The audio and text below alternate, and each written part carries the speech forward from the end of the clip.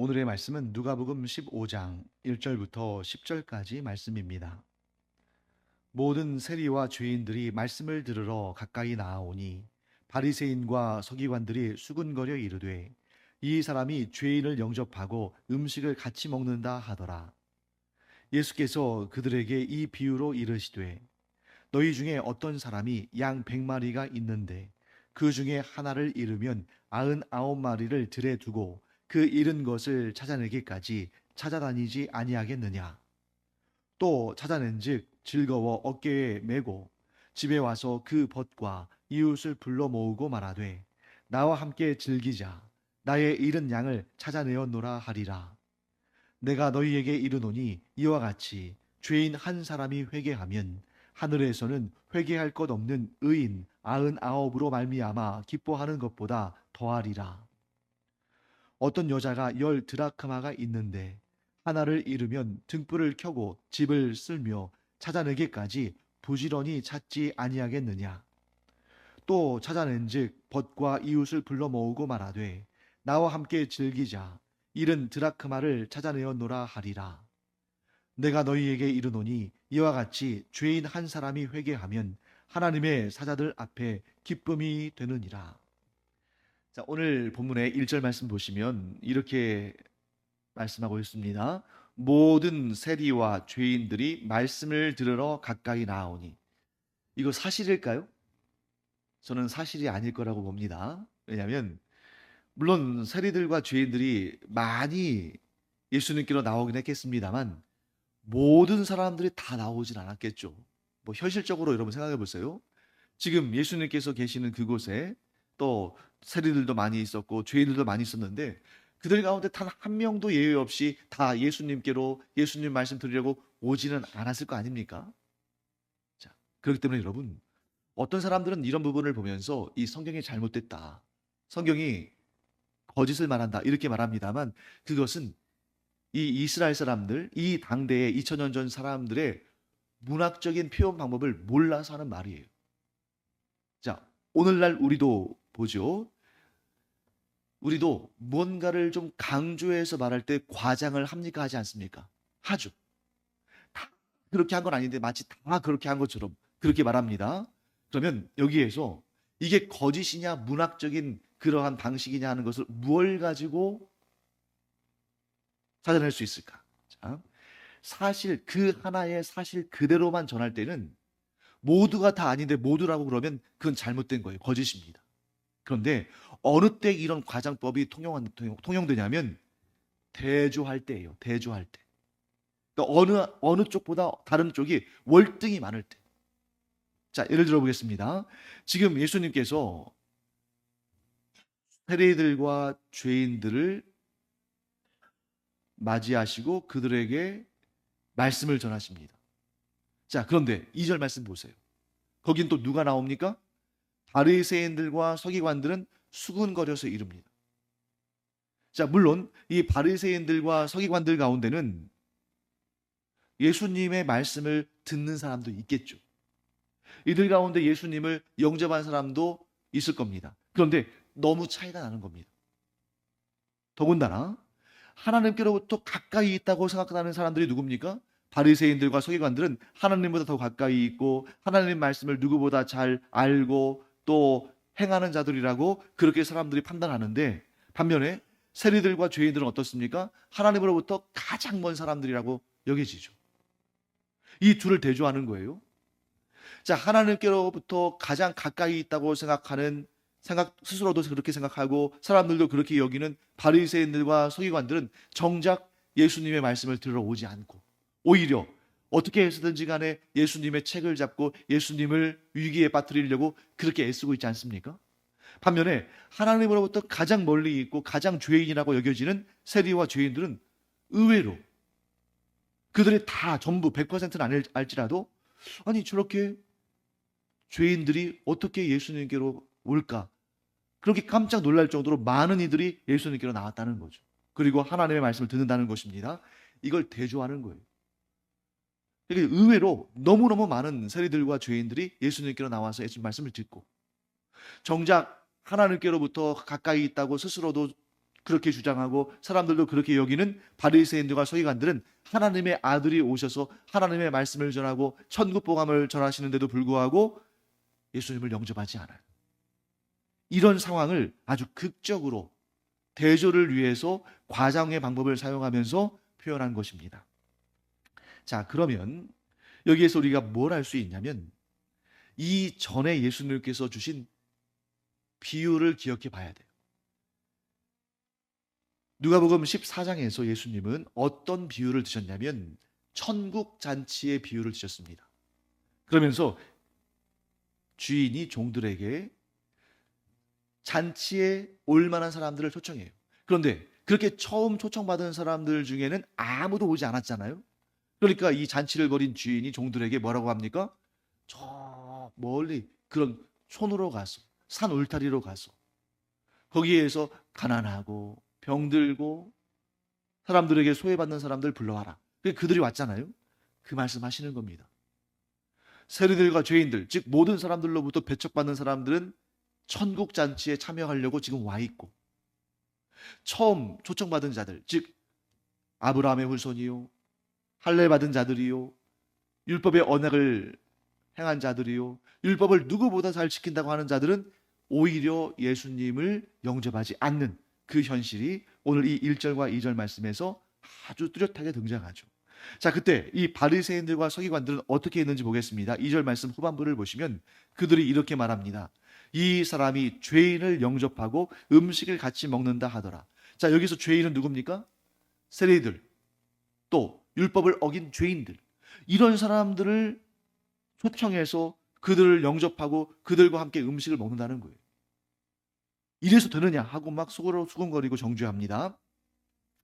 저는 오늘 이 본문을 제가 묵상하면서 어떤 느낌이 들었냐면, 가끔 여러분 교회로 차별금지법 이거 우리 반대하는 시위하러 가자, 이런 뭐 때로는 공문이 오기도 하고 때로 그런 제안이 오기도 합니다.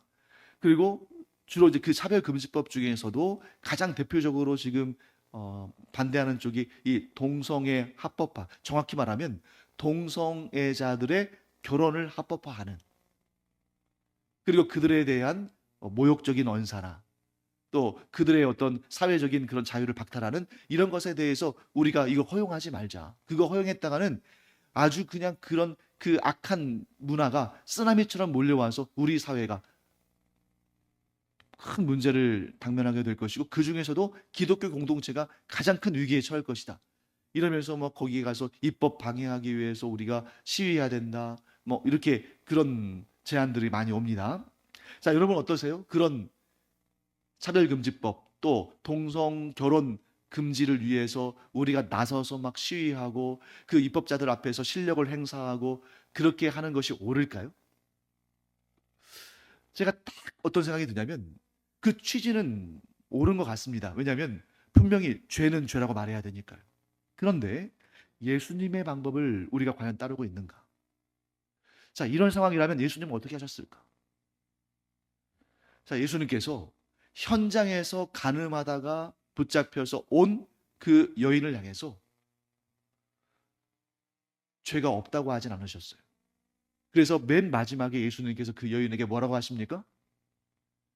다시는 이런 죄를 짓지 말아라. 이 죄는 나쁜 것이니 이런 죄를 짓지 말아라. 이렇게 권면하시고 그것도 따뜻한 말씀으로 권면하시고 돌려보내십니다. 그런데 그 이전에 예수님께서 뭐라고 하시냐면 너희들 가운데 죄가 없는 자가 먼저 돌로 치라. 이렇게 말씀하셨죠. 그러니까 그 가운데 죄 없는 사람이 누가 있겠어요? 다 슬금슬금 한 사람 한 사람 빠져나갑니다. 그리고 예수님과 그 여인만 남았을 때 예수님께서 그 여인에게 뭐라고 하시냐면 나도 너를 정죄하지 아니하노니 이렇게 말씀하셔요. 자, 여러분 여기에서 우리가 알아야 할 사실은 뭐냐면 우리가 죄가 아니라고 말한다거나 죄를 두고 옳다고 말해서는 안 됩니다. 그런데 죄인을 정죄해서도 안 돼요. 자, 분명히 예수님께서 심판주로 오셔서 죄를 정죄하실 날이 올 겁니다. 그런데 그 전까지는 예수님도 아무도 정죄하지 않으셨어요. 단 어떻게 하셨습니까? 그에게 죄에 대해서 말씀하시고 그 죄로부터 벗어나도록 권면하셨어요. 자, 그러면 예수님은 그 여인을 어떤 눈으로 보신 것입니까? 정죄하는 눈으로 보신 것입니까? 아니면 불쌍히 여기시는 눈으로 보신 것입니까? 불쌍히 여기는 눈으로 보신 거예요. 자, 그런데 오늘날 우리가 뭐 차별금지법이랄지 동성결혼 반대랄지 이런 것을 위해서 나가서 막 열심히 적극적으로 시위하고 반대하는 분들 보면 저는 어떤 마음이 드냐면 미워하는구나, 증오하는구나. 이렇게 우리를, 이 기독교 공동체를 보호하는 것은 좋습니다. 그런데 나를 보호하기 위해서, 나의 가정을 보호하기 위해서, 나의 자녀들을 보호하기 위해서, 교회 공동체를 보호하기 위해서 증오하는구나. 이런 모습이 보인다는 거죠. 자, 그러면 오늘날 예수님께서 이 시대에 오신다면 어떻게 하셨을까? 자, 아주 중요한 내용을 오늘 본문은 말씀하고 있습니다. 2절 말씀, 바리새인들과 서기관들이 정확히 봤어요. 예수님이 죄인을 어떻게 하셨습니까? 영접하셨어요. 그리고 음식을 같이 먹으셨어요. 즉 예수님이 그 죄인들, 곧 세리들과 죄인들의 친구가 되어주신 것입니다. 그래서 세상에 있는 모든 단체들이 동성애자들을, 죄인들을 다 거부하고 배척한다 할지라도 교회만큼은 그들을 영접해야 돼. 대신 그들의 편이 되어서 그들의 하자는 대로 따라가는 것이 아니라 진정한 친구는 어떤 친구입니까? 친구의 잘못을 내 문제로 여기고 온화하고 부드럽게 권면하는 거죠. 그래서 죄인들과 뭐 이 동성애자를 비롯해서 모든 사람들의 친구가 되어주고 그들을 영접해서 그들에게 빛과 소금으로서 역할하면서 그들이 자신들의 죄를 뉘우치고 하나님께로 돌아와서 회개하고 예수 그리스도를 구주로 영접하고 그 하나님 앞에서 죄의 짐을 벗어버리고 은혜를 얻고 복음 안에서 거룩한 삶을 살도록 도와주는 것이 교회의 역할인 것입니다. 너희들은 잘못됐어. 너희들은 죄인이야. 우리는 너희와 섞이기 싫어. 너희와 섞였다가는 우리가 더러워져. 우리는 교회를 지켜야 돼. 우리 자녀들을 지켜야 돼. 이러면서 배척하고 미워하는 것은 이 바리새인들과 서기관들이 한 일이에요. 예수 그리스도께서 오셔서 복음을 전할 때 너 우리 안에 들어오려고 하지 마. 넌 잘못됐어. 네가 우리 가운데 들어올 그런 자격이 없어. 너 같은 자가 우리 안에 들어오면 우리의 물이 흐려져. 바리새인들과 서기관들이 한 일입니다. 정말 용기 있는 그리스도인은 내가 돌에 맞고 내가 침뱉음을 당하고 내가 사람들에게 미움을 당하고 내가 사회에서 매장된다 할지라도 이런 죄인, 연약한 자들, 소외된 자들을 품어주고 영접하고 그들의 친구가 되어주고 그들이 올바른 길로, 복음의 길로, 구원의 길로, 생명의 길로 가도록 이끌어주는 역할이라는 거예요. 그래서 여러분, 기독교인은 억세지가 않습니다. 많은 사람들이 억센 기독교인들이 잘하고 있고 그들이 교회를 지키는 것처럼 그렇게 생각하고 그들이 좋은 기독교인이라고 생각하지만 예수님 보세요. 예수님은 그 악한 유대 종교 지도자들과 본디오 빌라도와 그의 군사들에게 단 한 번도 저항하지 않으셨습니다. 오히려 베드로가 칼을 들어서 말구의 귀를 잘랐을 때 그는 정당방위였죠. 왜? 아무 죄가 없는데 끌고 가려고 하니까. 그런데 예수님께서 어떻게 하십니까? 그 귀를 도로 붙여주시면서 칼로 일어선 자는 칼로 망한다. 이렇게 말씀하셨죠. 그래서 오늘날 너무나 많은 그리스도인들이 착각을 하고 있어요. 복음을 지키기 위해서, 거룩함을 지키기 위해서 그것을 공격하고 그것을 방해하고 회방하는 자들을 힘으로 무찌르고 눌러야 된다. 이것은 기독교의 2000년 전 기독교의 원래 모습이 아니라 1200년 전, 1700년 전, 800년 전 로마 가톨릭이 힘을 얻고 자기들의 권세로 세계를 정복하고자 하는 그때의 그 모습, 교회가 가장 세속적인 힘과 권사력을 가장 많이 갖고 있던 그때의 모습을 이상형으로 여기고 그때로 가고 싶어 하는 거예요. 사도들이 부당한 대우를 당하고 공격을 당할 때 저항한 것을 본 적이 있습니까? 사도 바울이 얼마든지 자기를 향해서 돌을 던지는 자들을 저주할 수 있었는데 저주한 걸 본 적이 있습니까? 죄인들과 세리들, 악한 자들, 동성애자들, 이런 자들에 대해서 죄는 죄라고 선포했을 뿐 그들에 대해서 증오하거나 미워한 것을 본 적이 있습니까? 우리가 예수님의 사람들이라고 하면서 증오와 분노로 반응한다는 것은 너무 어울리지 않는 거예요. 오히려 자기 생명을 내어주기까지, 그러면서 예수님도 또 스데반 집사도 뭐라고 말씀합니까? 저들을 불쌍히 여겨주시옵소서. 자기가 하는 일을 알지 못하나이다. 자, 동성애자들이든 이 시대의 세리든 죄인들이든 이들이 왜 불쌍히 여김을 받아야 됩니까? 자기들이 어떤 죄를 짓고 있고 그 죄의 결과가 어떤지를 모르고 있지 않습니까? 그걸 알려주는 것. 그것이 우리의 사명이지, 그들을 배척하고 그들을 증오하고 그들을 향해서 시위하고 또 힘을 행사하려고 하고, 그거 기독교의 참된 모습 아니다. 오늘날 이 한국 기독교를 비롯해서 온 세계 기독교들이 너무너무 착각하고 있고 잘못되고 있는 거예요. 우리 힘으로 세상을 변화시킨다. 여러분, 그게 잘못된 겁니다. 그게 로마 가톨릭의 실수였어요. 우리 힘으로 세상을 변화시키는 것이 아니라 주님의 말씀에 빛을 비추고 나 스스로가 죄에 물들지 않은 그런 소금의 삶을 사는 것, 그것이 우리가 할 도리고 그것이 모든 것이에요. 그래서 여러분, 전광훈 목사랄지 뭐 이런 사람들 있잖아요. 뭐 태극기 부대랄지, 많은 사람들이 기독교가 막 절해야 된다.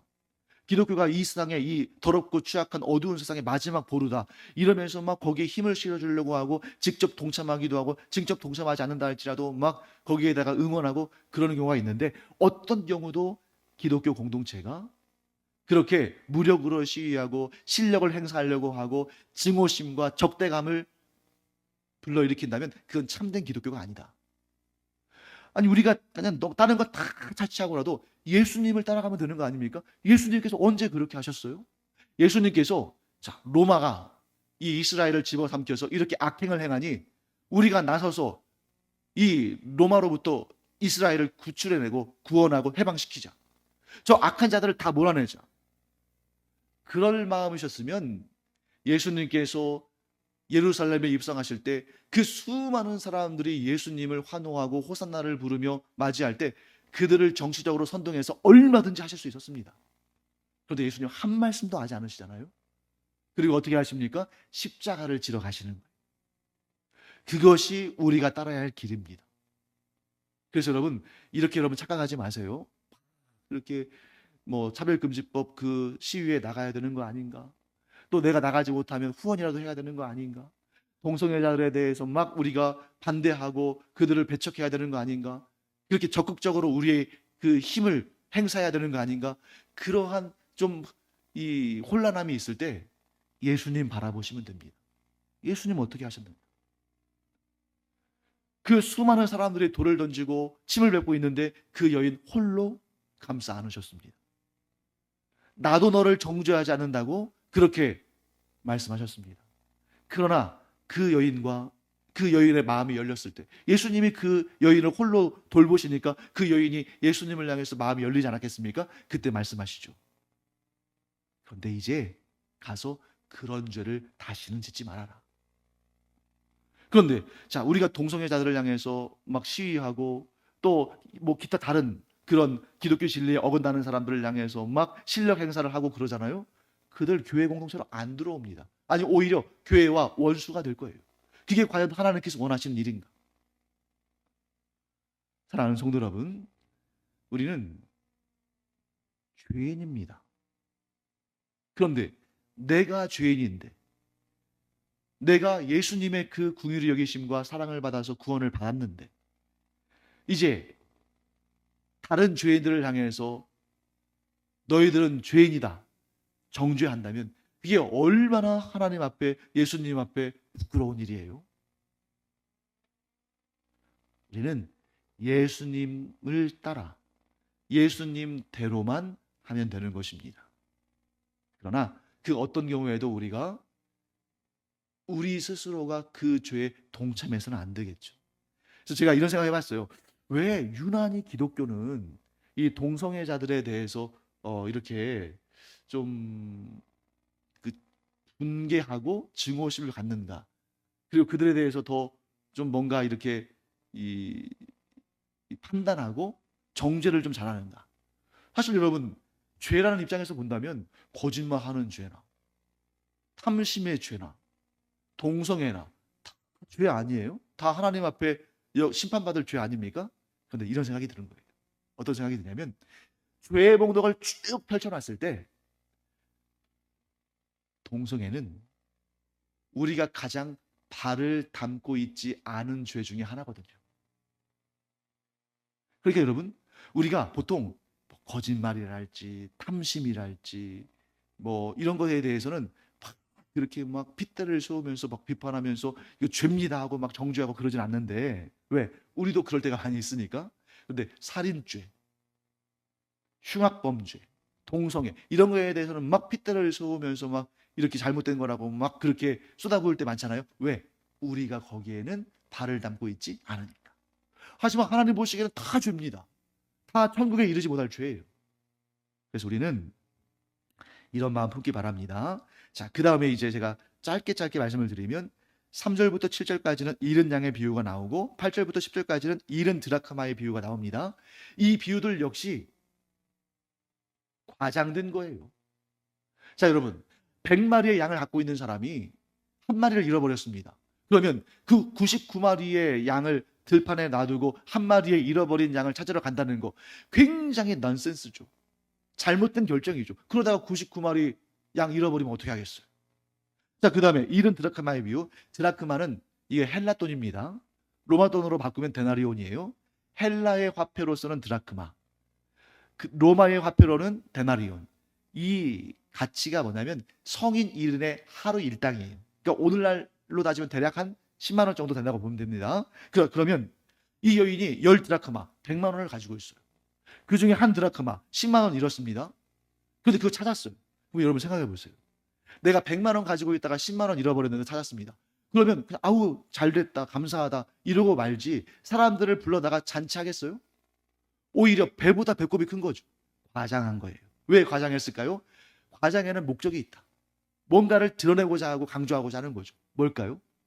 잃어버린 한 마리 양조차도, 잃어버린 드라크마 하나조차도, 잃어버린 사람들, 곧 죄인과 세리들, 동성애자들, 흉악한 자들마저도 하나님은 이렇게 아끼시고 불쌍히 여기신다. 예수님은 이렇게 존귀히 여기신다. 그런데 우리는 그런 마음을 내가 구원받을 때만 사용하고 다른 이들에게는 사용하지 않는다면, 그런 마음을 품지 않는다면 이거 얼마나 뻔뻔한 일입니까? 그래서 여러분이 하나님께 칭찬받을 일은 두 가지예요. 내가 하나님께 칭찬받고 예수님의 기쁘심이 되는 것 딱 두 가지인데, 이 두 가지만 하면 여러분들이 천국에 가서 엄청나게 칭찬받고 큰 상과 복을 받을 것입니다. 첫째, 예수님을 떠나지 않는 양이 되는 것. 이 여인, 이 과부로 따진다면, 이 여인으로 따진다면 잃어버리지 않은 9드라크마 중에 하나가 되는 것. 즉 믿음을 잃지 않고 끝까지 하나님 곁에 있고 하나님을 따르며 예수님의 사람으로 남아있는 것. 제가 늘 말씀드리잖아요. 믿음을 지킨 것이 가장 큰 상을 받는 일이다. 이게 첫 번째입니다. 두 번째는 뭘까요? 길을 잃어버린 양을 하나님께로 인도하는 것. 예수님의 품에 안기도록 이끌어주는 것. 천국 구원잔치에 참여하도록 인도하는 것. 이 두 가지입니다. 첫째, 믿음을 잃지 않는 것. 둘째, 잃어버린 양들을 주께로 이끌어주는 것. 인도하는 것. 이 두 가지보다 더 귀한 건 없어요. 이 두 가지만 우리 신경 쓰면 됩니다. 그래서 여러분, 하나님께서 이렇게 말씀하셔요. 선지자들을 통해서. 성경 곳곳에서 발견됩니다. 내 백성이 겸비하여 기도하면 내가 이 세상을 고치리라. 자, 죄악된 이 세상을 고치는 것은 우리의 몫이 아닙니다. 우리가 겸비하여 회개하고 잃어버린 양들을 위해서 불쌍히 여기고 그들을 주께로 인도하기 위해서 애쓰잖아요. 그러면 이 땅을 고치고 이 땅을 올바르게 하고 이 땅을 다시 살아나게 하시는 분은 하나님이시지 내가 아니에요. 그래서 내가 어떻게 해보려고 막 그러니까 막 그렇게 막 무력도 행사하고 증오도 하고 그렇게 시위에 나가서 막 그 일상의 삶을 다 내팽개치고 그렇게 거기에 그냥 주구장창 앉아가지고 그러고 있는 거예요. 그게 아니라 내가 죄임을 고백하고 겸비하고 회개하며 또 그런 잃어버린 양들을 불쌍히 여기고 그들을 주께로 인도하는 일에 마음을 쏟으면 하나님께서 우리의 그 모습을 보시면서 이 땅을 고쳐주실 줄 믿습니다. 이 믿음을 가지고 살아가는 우리가 되기를 간절히 축원합니다. 기도하겠습니다. 하나님, 저희가 신앙적으로 어떤 것이 옳은지 어떻게 행하는 것이 잘못된 것인지를 잘 판단할 수 없는 그런 연약한 자들입니다. 그럴 때 오직 예수님을 바라보게 하여 주시옵소서. 예수님께서 어떻게 생각하셨는지, 예수님께서 어떻게 말씀하셨는지, 예수님께서 어떻게 행하셨는지를 저희가 성경을 통해서 배웠사오니 예수님을 따라 생각하고 말하고 행동하는 저희들 되게 하여 주시옵소서. 우리의 일생 평생 동안 주님을 떠나지 않게 하시고 또한 주님을 떠난 그 잃어버린 양들을 불쌍히 여기며 그들을 위해서 그들을 주께로 인도하는 그 일에 마음을 쏟고 힘을 쏟을 수 있도록 은혜 도와여 주시옵소서. 그래서 장차 주님 앞에 서는 날 착하고 충성된 종이라고 칭찬받고 영원한 상과 복을 받는 우리가 되게 하여 주시옵소서. 감사드리며 예수님의 이름으로 축복하며 기도합니다. 아멘.